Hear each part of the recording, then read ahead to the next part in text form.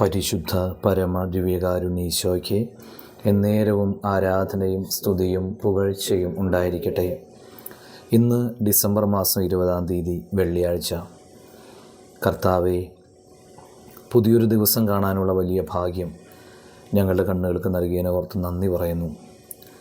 അവിടുന്ന് ദാനമായി നൽകിയിരിക്കുന്ന ഈ ദിവസം അങ്ങയുടെ വചനങ്ങൾക്കനുസരിച്ച് ഏറ്റവും എളിമയോടെ എല്ലാവരെയും സഹായിച്ചും സ്നേഹിച്ചു ജീവിക്കാൻ വേണ്ട കൃപ ഞങ്ങൾക്ക് നൽകണമേ.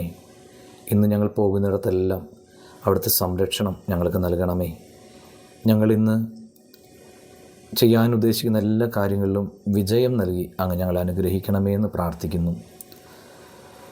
മർക്കോസിൻ്റെ സുവിശേഷം 1-ാം അധ്യായം 1-ാം വചനം ഇന്ന് ധ്യാനിക്കാം.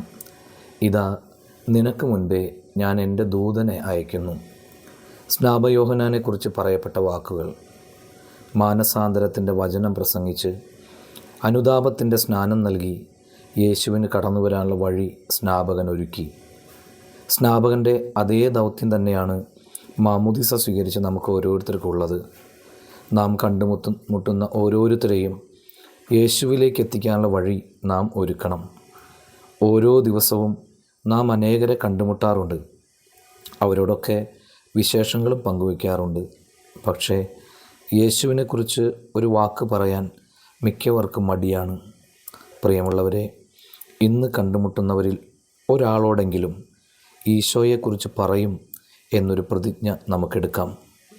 ആ പ്രതിജ്ഞ പാലിക്കാൻ കർത്താവ് നമ്മെ സഹായിക്കട്ടെ.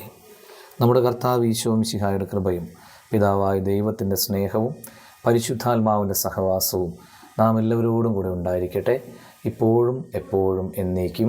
ആമേൻ.